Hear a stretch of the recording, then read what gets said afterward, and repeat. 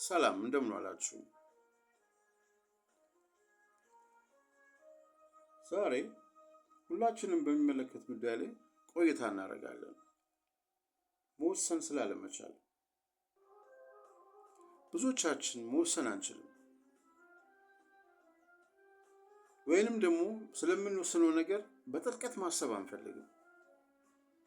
ነገሮች በራሳቸው ጊዜ ተስተካክለው መልክ እስኪይዙ ድረስ እንጠብቃለን፣ ወይንም ደግሞ ሌሎች ሰዎች መጥተው እስኪወስኑልን እንጠብቃለን። ይህ ለምን ሆነ? መወሰን አለመቻል ይህን ያህል ችግር የሆነው ለምንድን ነው? ይህንን ጉዳይ በጥያቄና መልስ መልክ እናየዋለን። አብረን እንቆይ።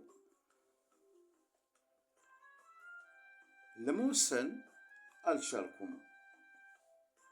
ጥያቄ: ለስጋዊም ሆነ ለመንፈሳዊ ሕይወት ቆራጥነት በጣም አስፈላጊ ነው። እኔ ግን በማንኛውም ነገር ለመወሰን አልቻልኩም።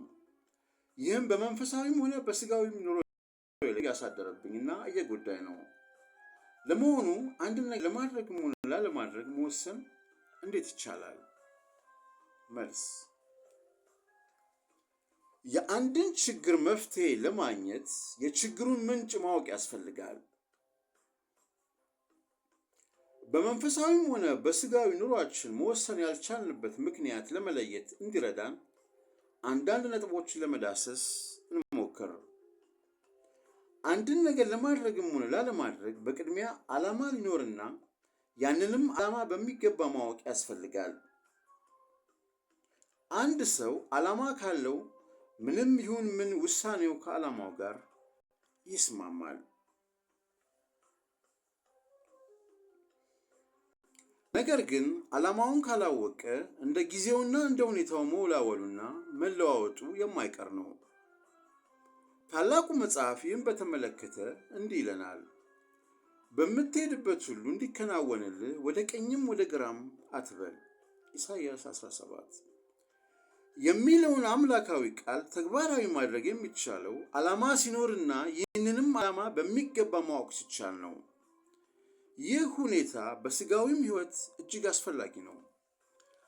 አንዳንድ ሰዎች በዓላማ ከማይመስሏቸው ሰዎች ጋር በመዋል ማድረግ የማይፈልጉትን ይፈጽማሉ። የጓደኞቻቸውን ኑሮ ይኖራሉ። የጓደኞቻቸውን ውሎ ይውላሉ። በአጠቃላይ በራሳቸው አንዳችም ነገር ለመወሰንም ሆነ ለማድረግ አይችሉም።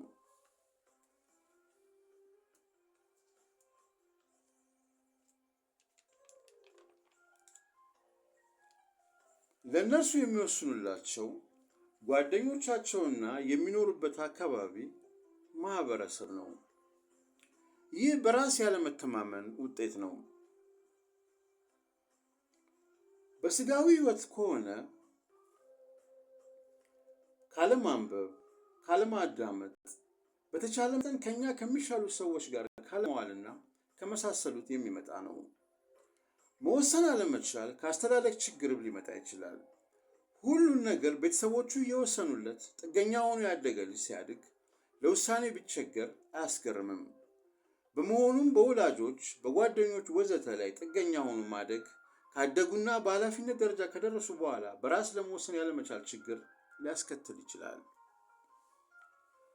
ሌላው ለመወሰን ያለመቻል ምክንያት የእምነት አለመኖር ነው። የሚያምን ሰው ማንኛውንም ነገር ከመወሰኑ በፊት ፈቃደ እግዚአብሔርን ጠይቆ ውጤቱ ጥሩም ሆነ መጥፎ በእምነት ለመቀበል ይዘጋጃል። ስለዚህ ለመወሰን እምነት ወሳኝ ነው። ከዚህም ሌላ የአንዳንድ ሰዎች ችግር መወሰን የሚፈልጉትን ጉዳይ በጥልቀት አለማሰብ ነው። አስቦ አሰላስሎ መወሰንን እንደ ጭንቀትና ችግር ስለሚቆጥሩት መወሰን የሚፈልጉትን ነገር አለማሰብ ነው የሚመርጡት።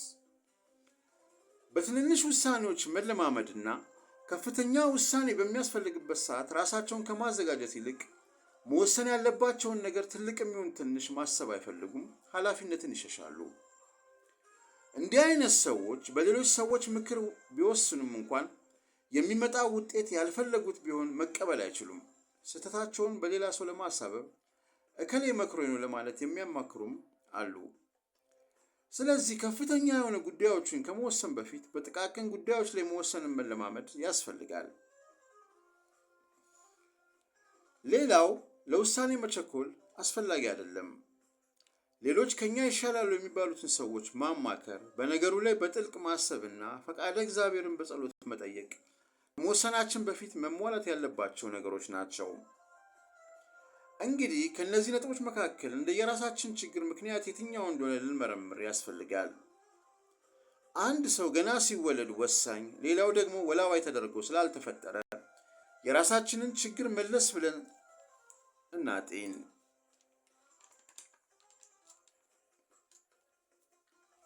እግዚአብሔርንም ኃይሉን እንዲሰጠን ዘወትር በጸሎት እንጠይቀው። በተጨማሪም ስለምንወስነው ነገር በቂ እውቀት እንዲኖረን ማንበብ፣ ሌሎች ሰዎችን ማማከር ከብዙ ችግርና ካልተጠበቀ አደጋ ስለሚያድን እንጠቀምበት። አንድ ሰው የውሳኔን ጠቃሚነት የሚያውቀው በውሳኔው መጠቀም ሲጀምር ነው። መወሰን ለሰው ልጆች ከተሰጡት የተፈጥሮ ጸጋዎች ዋነኛው ነው። ሰው በተሰጠው አእምሮ አስቦና አገናዝቦ የሚጠቅመውንና የሚጎዳውን ነገር መወሰን መቻል አለበት። ውሳኔያችሁ 1000 ጊዜ ባታከብሩም ለ1000 ጊዜ አንድ ጊዜ ለመወሰን ድፍረቱ ሊኖራችሁ ይገባል። ከዕለታት አንድ ቀን ለውሳኔ ተገዥ መሆናችሁ አይቀርም። መወሰን ራስን በራስ ካሰሩበት ወህኒ ቤት ማውጣት ማለት ነው።